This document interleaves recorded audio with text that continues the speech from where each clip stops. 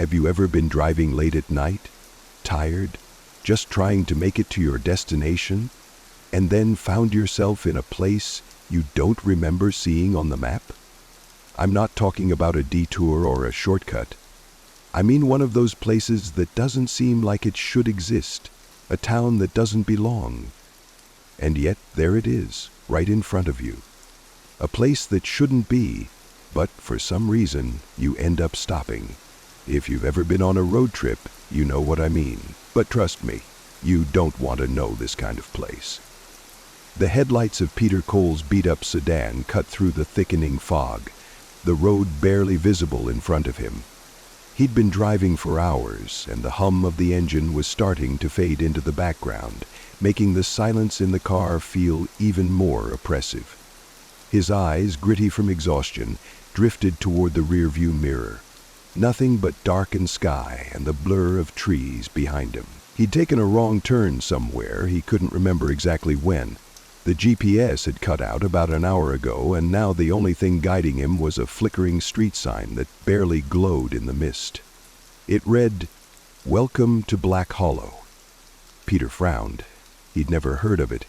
Hell, he'd been traveling this route for years. But this town, this place, wasn't on any of the maps he had.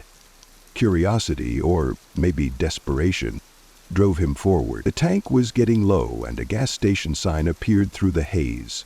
Just a little outpost, but it was something. He needed fuel, and whatever this town was, it wasn't like he had many other options. He pulled into the lot, the tires screeching slightly on the gravel. The gas station was dimly lit, the neon lights casting a sickly red hue over the surroundings.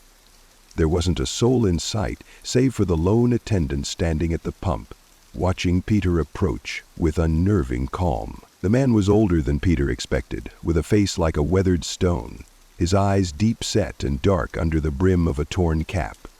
His uniform was faded, but his posture was stiff, almost military. Peter parked and stepped out, stretching his legs. His back cracked, protesting the long hours behind the wheel. "Fill it up, please," Peter said, walking toward the pump. The attendant didn't move at first. Instead, he stared at Peter, his eyes piercing through the haze like he was seeing something else. Finally, after what felt like an eternity, he nodded slowly. "You sure you want to go that way?"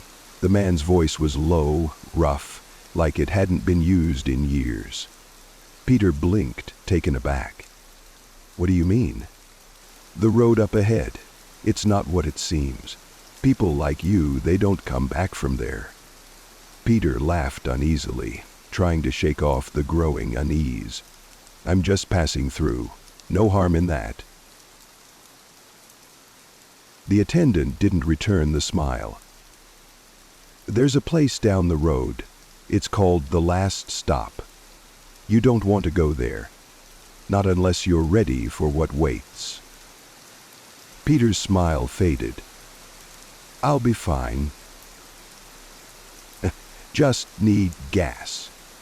The attendant sighed, a long drawn-out breath like he was about to say something more but stopped himself.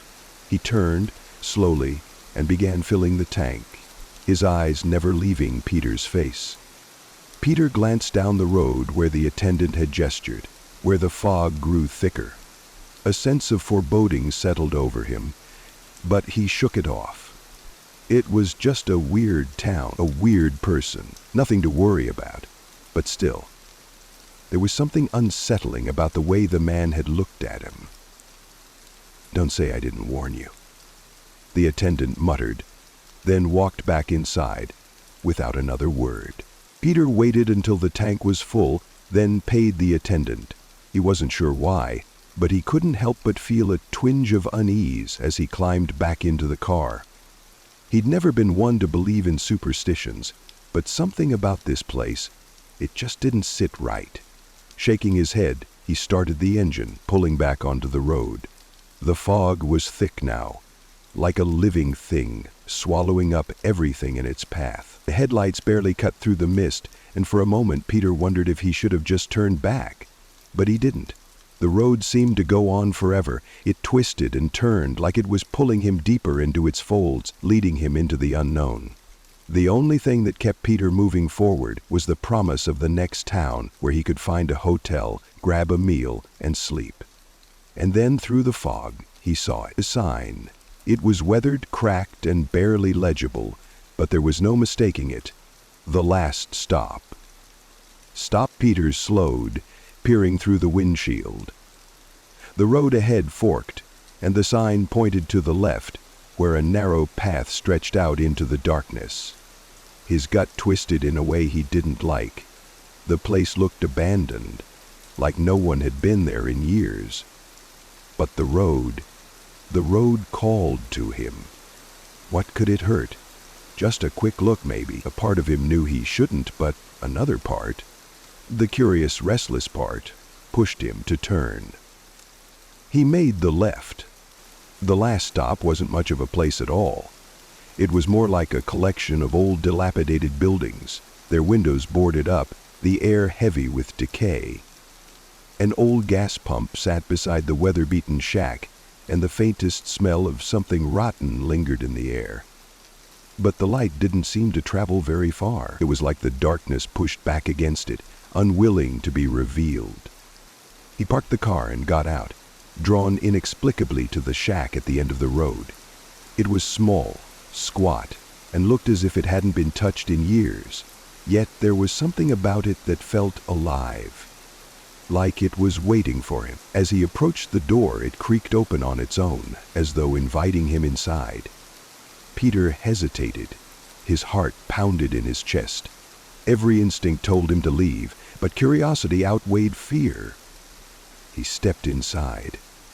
The interior was dark, only dimly lit by a single flickering light bulb overhead.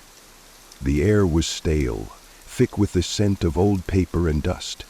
Shelves lined the walls, filled with old cracked books and strange trinkets. In the corner of the room stood an old-fashioned radio, the dial rusted but still intact. There was a chair by the window, facing outward, though Peter couldn't see anything beyond the thick fog. The silence was so profound, it felt oppressive. As he stepped deeper into the room, the radio suddenly crackled to life. "Welcome to the last stop," a voice whispered, low and rasping, like it had been buried underground for centuries. Peter froze, his blood running cold. He stepped backward, but the door slammed shut, locking him inside. The voice continued, "You've been chosen. The road here never lets go. Souls come and souls stay. Welcome to the waiting room." The walls seemed to close in, the air growing heavier with every passing second. A shape moved in the corner of the room, an outline of something that looked human but wasn't. It was wrong, hollow. Empty. Peter's breath caught in his throat as he realized the truth. The road didn't just lead here. It was a trap, a gate, a place where the souls of the lost were trapped forever, bound by the road they'd traveled. And now, it wanted him too. As the last breath of fog drifted across the floor, Peter Cole's scream echoed into the darkness. The door opened, and a figure stepped into the fog, walking into eternity. And then, all was quiet once more.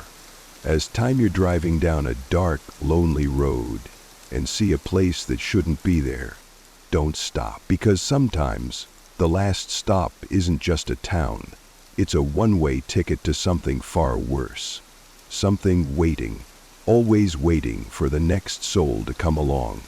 And once it has you, it never lets go. What's your next stop going to be?